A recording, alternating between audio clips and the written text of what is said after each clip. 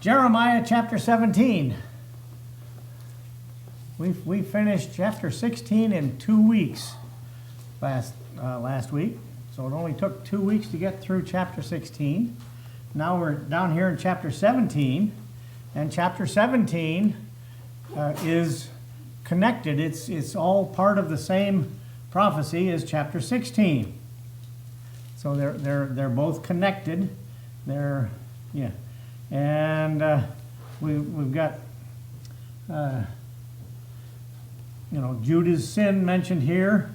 And so we start out in verse 1, chapter 17. The sin of Judah is written with a pen of iron. Okay? This would be a pen of iron.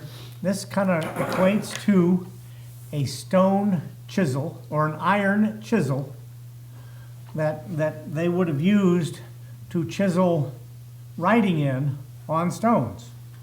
Okay? And stone, and or the stelae. Egypt had all those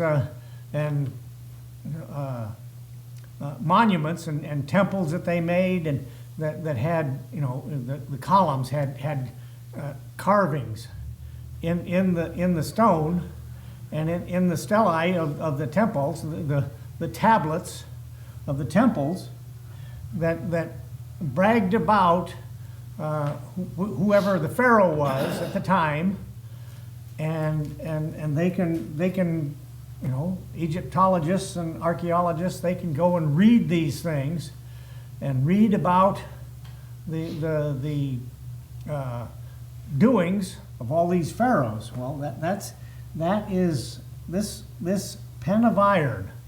Okay, they are still finding these carvings in stone, and they're finding them here in the good old U.S. of A. Down there, the Pueblo Indians, and of course then the Mayans in South America, or Central America, and all those. But they're still finding these things, and they're able to read them. They've got them translated. But this is something, a pen of iron. It's written in, if you will, indelible ink. This is your permanent magic marker here that never comes out. There we go, tattoos. Yeah, and well, you can remove tattoos. And I never got one. When I was if I had been a little wild and crazier in the Navy, I probably would have gotten an anchor, Navy anchor on my, but I didn't. But anyway, pen of iron, and with the point of a diamond. Okay? So we've got a lot of there are a lot of tools made today that use diamonds for writing.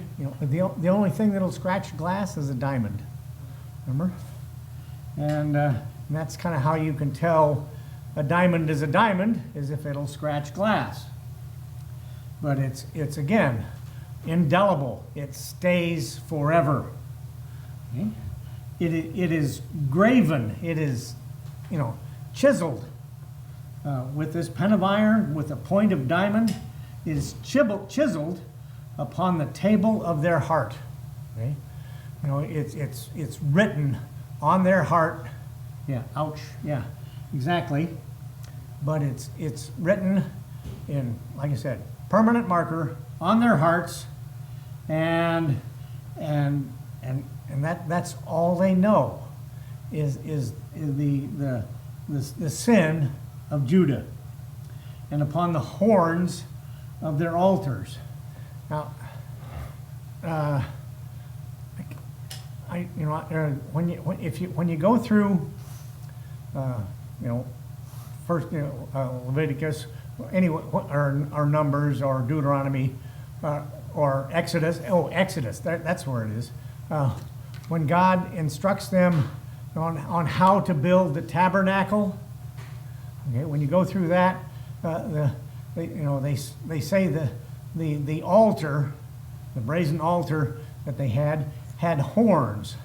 Now what I think of, I don't know, I'm not sure. I'd have to go back and study it, remember a little bit more.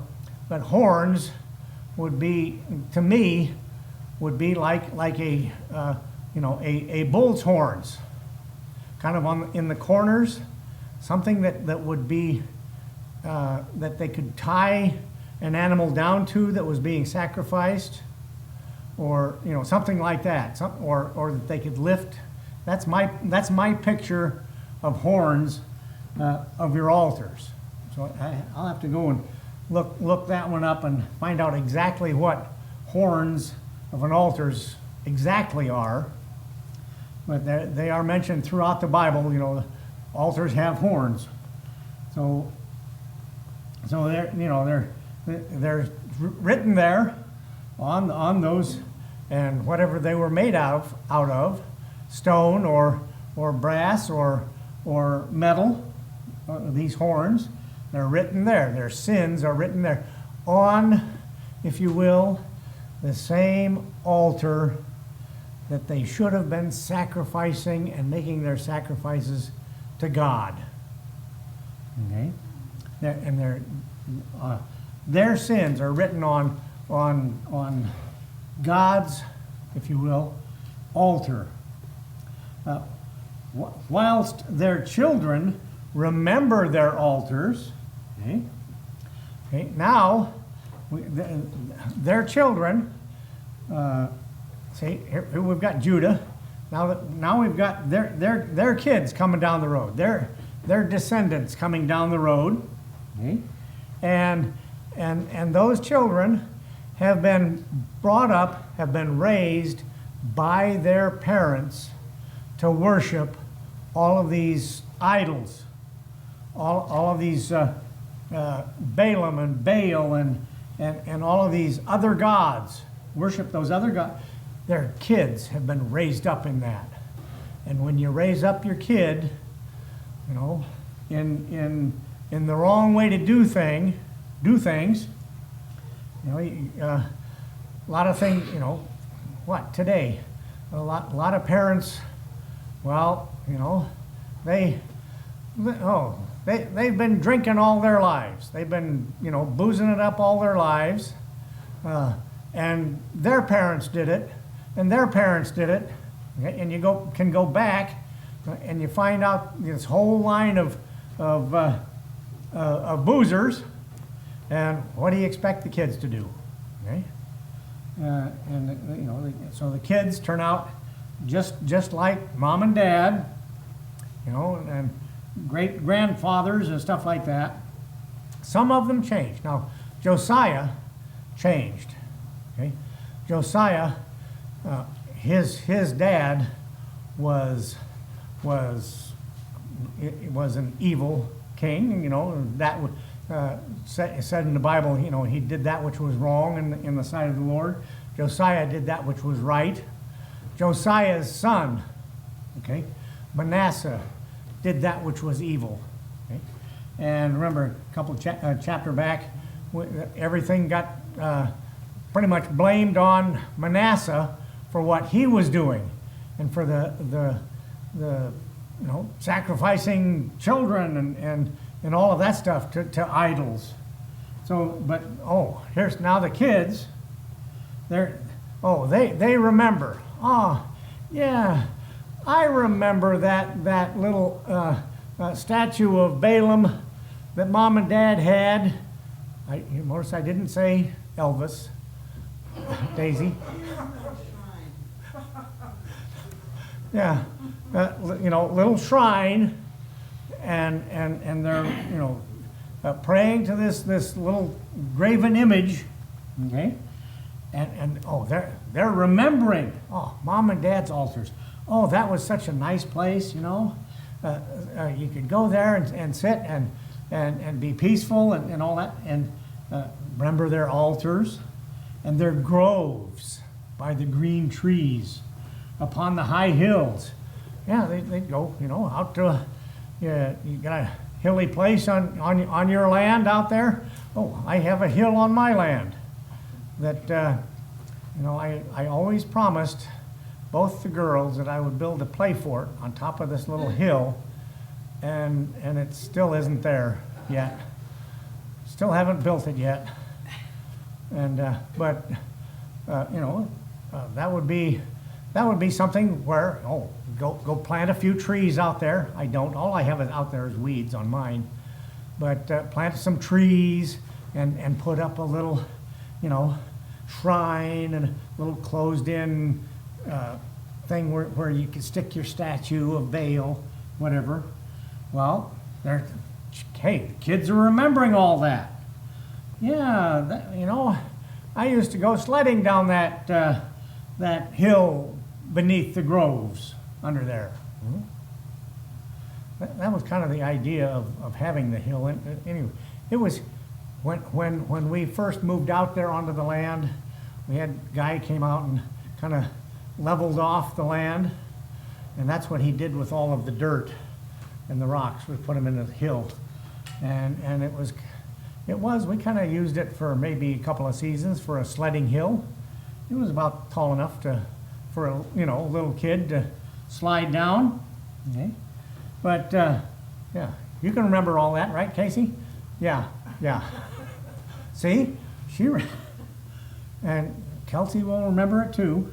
They'll remember it, but hey, kids are remembering those idol worshiping altars, and oh, my mountain in the field, and here God is oh, my mountain in the field. This refers to Jerusalem, okay, or Zion, and Mount Moriah, where his temple stood.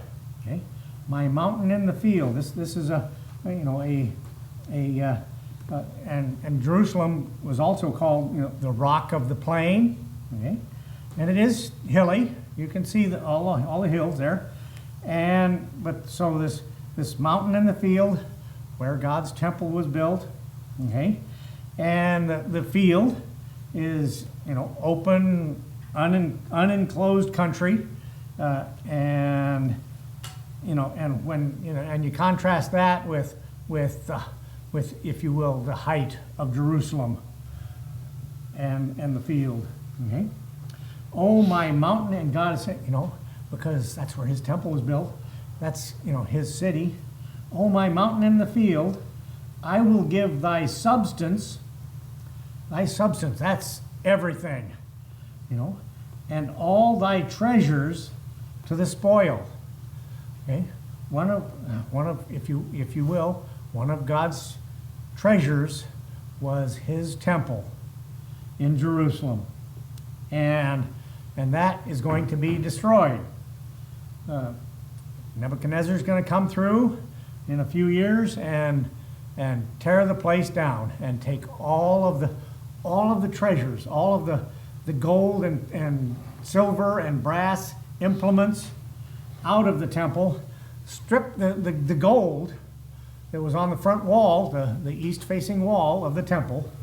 That whole front wall was covered in gold, and they stripped all that off. Of course, then later on, when the 70 A.D., the Romans came through and did the same thing to the temple, to Herod's temple then, and all the temple to the spoil. Again, spoil is what the winner gets. When they win, that's what they get. They get all the goodies. Okay, and the high places for sin. I will give thy substance and all thy treasures to the spoil, and thy high places, all your nice little hills where you've got the groves and stuff like that. Remember, Josiah tore a lot of those down, but all that, because of your sin, it's gone. Throughout all thy borders. And this just isn't, this just isn't just the particular, the Jerusalem city limits. This is the whole of Israel. And even though the northern 10 tribes were taken over earlier by the Assyrians, okay, that's all gone too. And any if you will, any children of Israel that were left, if you will, in the northern 10 tribes, where the northern 10 tribes were, okay, they've got the same problem. They're losing it all gone, okay, and throughout the whole borders. And thou, okay, even thyself shall discontinue from thine heritage. Discontinue. Oh, gee whiz, what's that? Okay. It's letting the land rest. Now remember, the children of Israel, the whole nation, were required every 70 years, every seventh year was a year of Jubilee, okay? And they were to let their croplands go fallow. They were not to plant anything on those croplands. And it's good agricultural stuff today. They do, you know, the farmers today, the wheat farmers and the corn farmers and all that. You know, every few years that they'll let that land go fallow. They'll let it, you know, they won't improve it. They won't plant anything on it for a year. Okay, so and I think I'm going to quit right there. Discontinuing the land, and every 70 years was supposed to be a year of Jubilee. So, which was a special celebration during the year of Jubilee, but.